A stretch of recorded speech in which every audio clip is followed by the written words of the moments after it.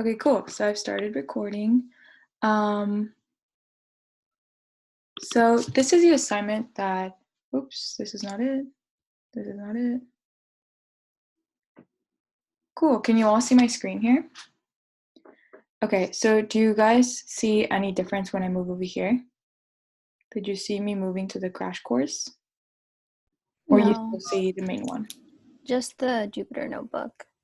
Okay, cool. So just wanted to make sure. Alrighty, so let's get started. Yeah, so this is the assignment that you should have downloaded. And so this week's assignment, just like for a note, it's very different from last week's from Project 1.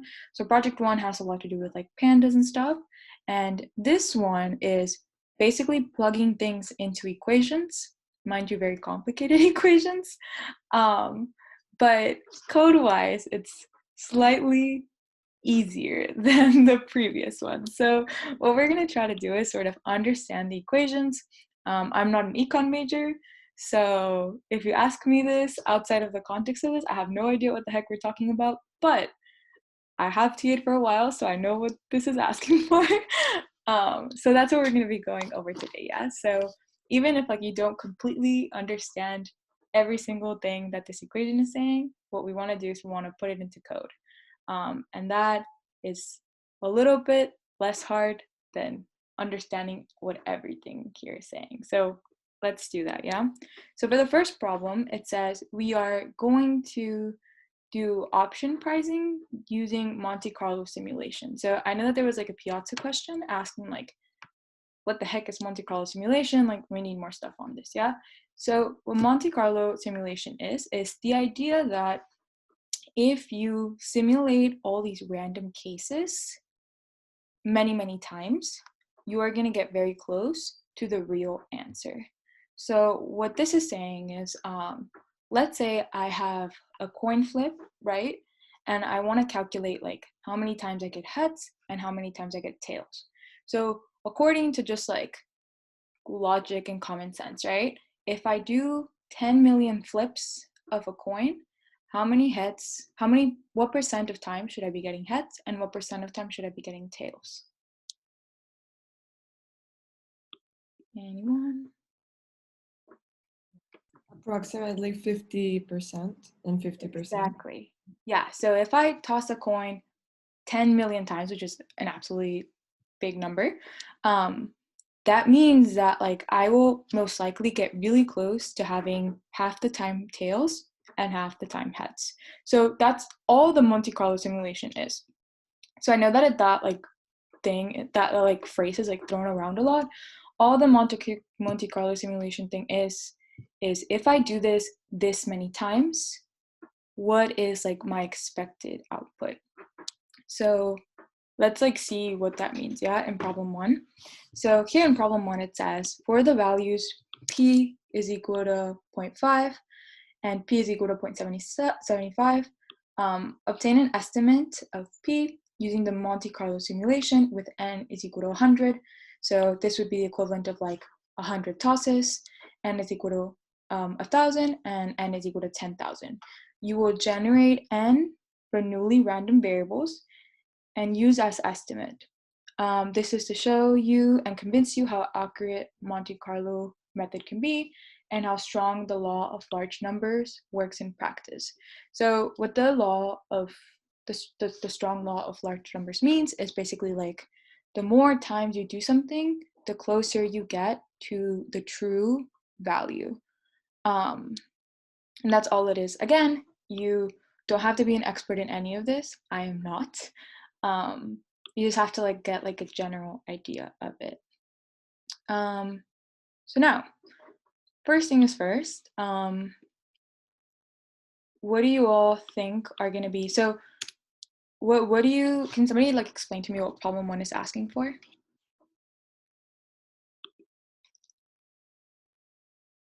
And what do you guys think our parameters will be? Are we just doing like one version of the flip? So we just do one flip in question 1, and then we do the same thing in question 2, but for like many times. Yeah, so for this one, we're still using the Monte Carlo simulation, but what we actually want to calculate is going to be p hat. right? So that p hat is like the little p and then with a little v at the top, right? So that's what we are gonna wanna calculate for this problem. So in there, we basically want to know if p hat is 0.5, right? If p is like 0.5, what is my value for p hat? If p is 0.75, what is my value for p hat? And so basically, okay, are there any questions with that? Oh, so we are doing many flips, not just one. We're doing many. Yeah, I thought it was just one. All right. Yeah, so, and the reason why we're doing many flips, and the way that we know that we're doing many flips, is because it says that we're using the Monte Carlo simulation.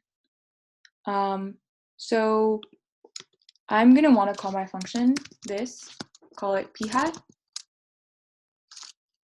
That looks a little weird. We're gonna call it p underscore hat. And then, so sort of like what you wanna start off with is, okay, what are they giving me? What are like things that I will probably have to input? So what would be the first one? N and You're gonna P. want to. So somebody say it again. N and N P. and P. So I'm gonna have n, right? Oops. N and p. And so that's gonna be my basic function. Yeah. So after that, it says you will generate n Bernoulli random variables and use this estimate right here. So the idea of this is that we basically wanna, so the first part that like we need to take this step by step, right? So next thing it tells me is we were gonna make random variables. So if I'm gonna make random variables, what do you all think I should be importing? Random. Exactly. So pretty simple. I'm gonna import random.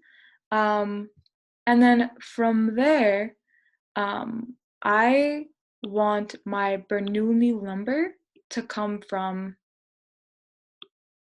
this random, right? So how do I come up with the number? Using random. Just do like random dot random parentheses.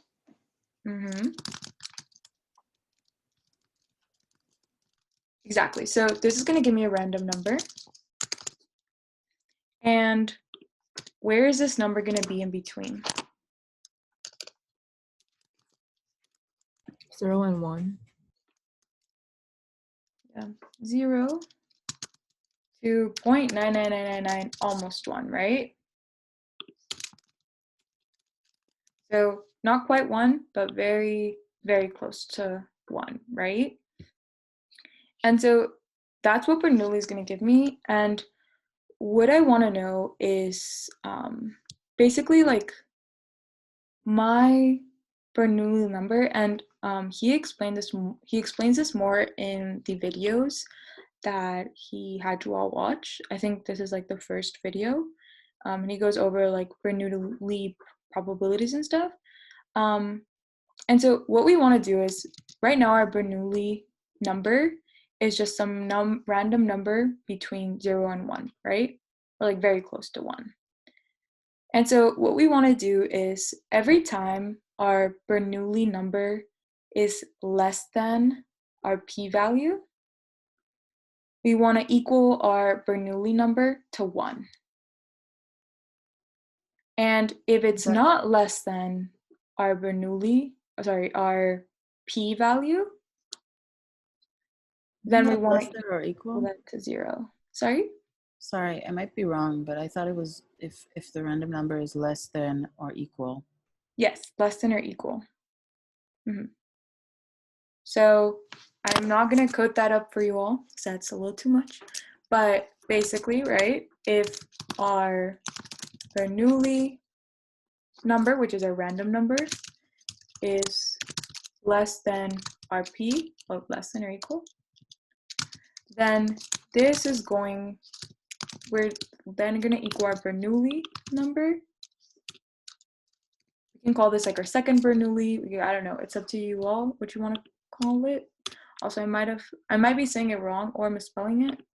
But basically, in that case, right, we want our Bernoulli number to be 1.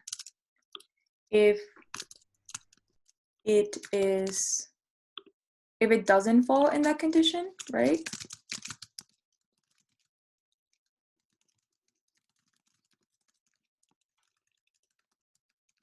Then we want our Bernoulli number to be 0.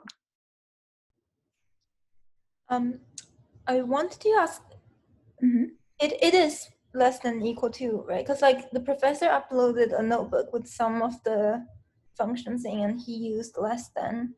So I kind of just copy that. Which one do you think is correct?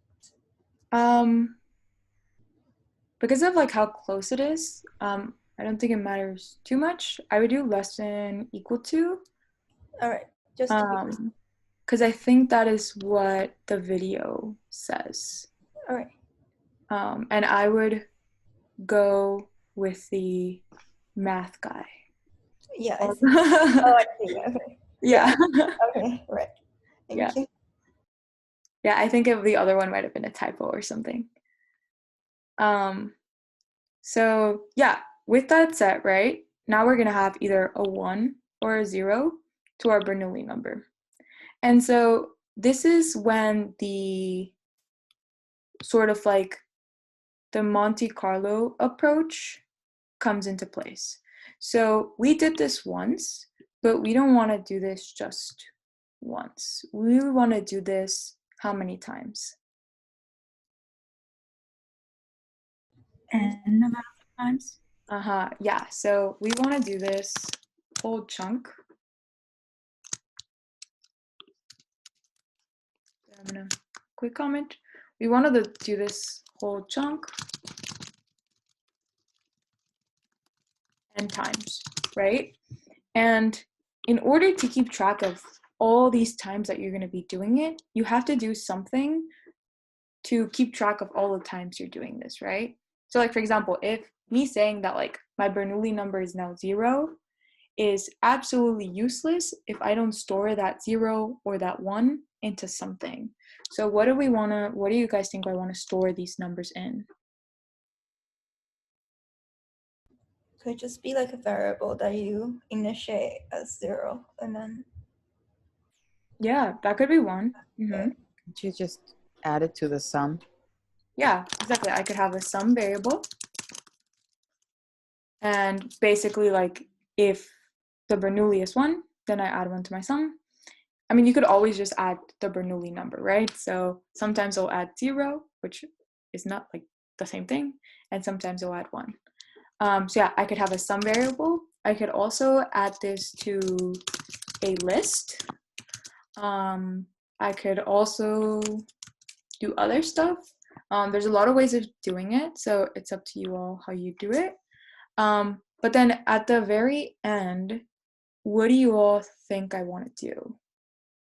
And I know that I want to do that because of my equation.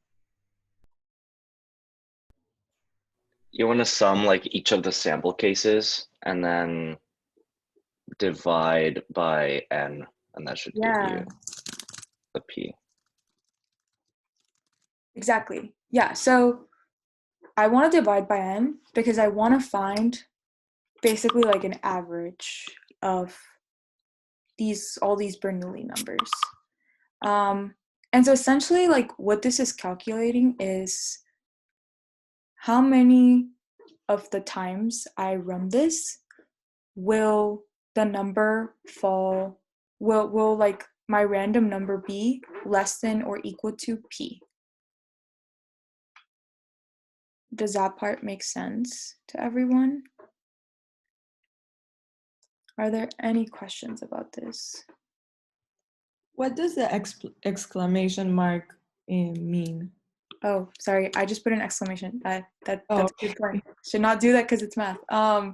Yeah, I would just divide by n. I was just putting an exclamation because I put exclamation points on everything. But yeah, good point. That means nothing. Are there any other questions with this one? Is it okay if we do it with two separate functions? Yeah, totally fine. So if you want to make the inner one one function and then the outer one another function, totally cool. Thank you. Any other questions with problem 1? Just to reiterate, so the Bernoulli variable that we're like finding with P and N, that's the percentage of times that it's less than or equal to P? It's not percentage, right? Because percentage, it's more like I don't even know if it's like the probability, but it's more like the average times that you got that. But yeah, but it's basically like if your P, right, is higher, then my Bernoulli is more likely to fall under that, right? Whereas for example with 0.5, you should get something that is close to P. So like for example, your P hat should be very close to your P. And then your again for 0.75, your P should be very close to your P hat. And as you do more iterations, it gets closer and closer. And that's sort of like what the law of large numbers says. Are there any other questions with problem 1?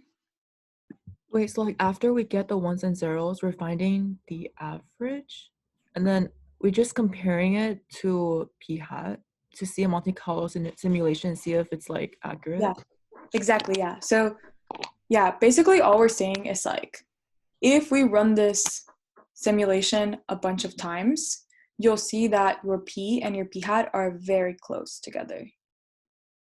And that's all it's showing. So after we do this, right, we, for example, want to run so we do print P hat, and then we want to run it with like an N of 100, and then we want to run it with a P of 0.5.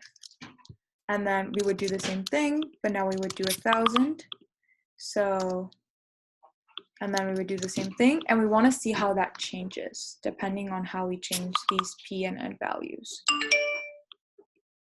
Okay, also like in the video, right, the professor mentioned something about U and Z, U being that it's successful and that the stock price goes up, and D is the opposite. That's for the next one. Oh, okay. Yeah, so that hasn't come into play, but we will go over it for the next one. Are we gonna use like the list or like the ones and zeros in problem 1 for problem 2? Yeah, so sort of the idea of this part is to get you familiar with the Monte Carlo simulation. And you'll also use the Bernoulli, I guess, formula. Again, not an econ major, but yeah, so you'll be using these two a bit in the next one.